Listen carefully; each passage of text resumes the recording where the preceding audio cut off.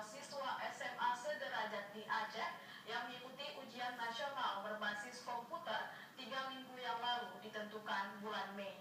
Sebanyak 485 satuan pendidikan SMA dan 241 madrasah aliyah dijadwalkan hari Rabu 2 Mei secara serentak mengumumkan hasil ujian nasional.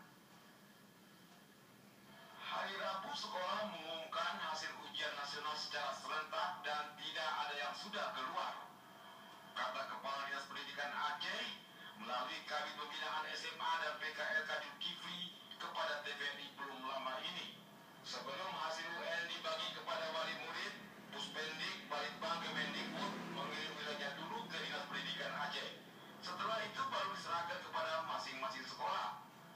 Tidak ada satu sekolah pun yang mengetahui jumlah yang lulus karena pengumuman itu diterima melalui amplop disegel.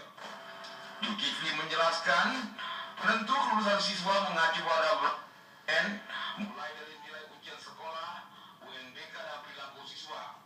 Jadi UN tidak lagi menjadi salah satunya faktor penentu kelulusan peserta didik. Pengumuman itu sesuai dengan pos UN itu ditetapkan pada tanggal 2 Maret. Ya. Kalau memang dari sisi berapa yang lulus, ini tentunya kita akan mendapatkan informasi itu adalah setelah tanggal 2 Maret karena kelulusan sekarang itu ditentukan oleh sekolah masing-masing ataupun oleh satuan pendidikan masing-masing.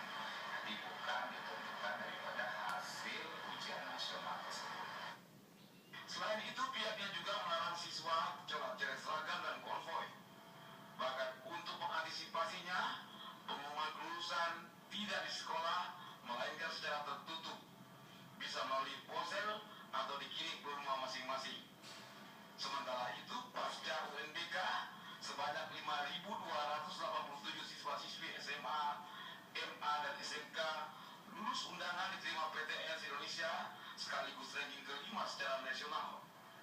Kebanggaan ini membuat Aceh sempat berada ranking ketiga nasional, mendapat bantuan pendidikan mahasiswa miskin berprestasi atau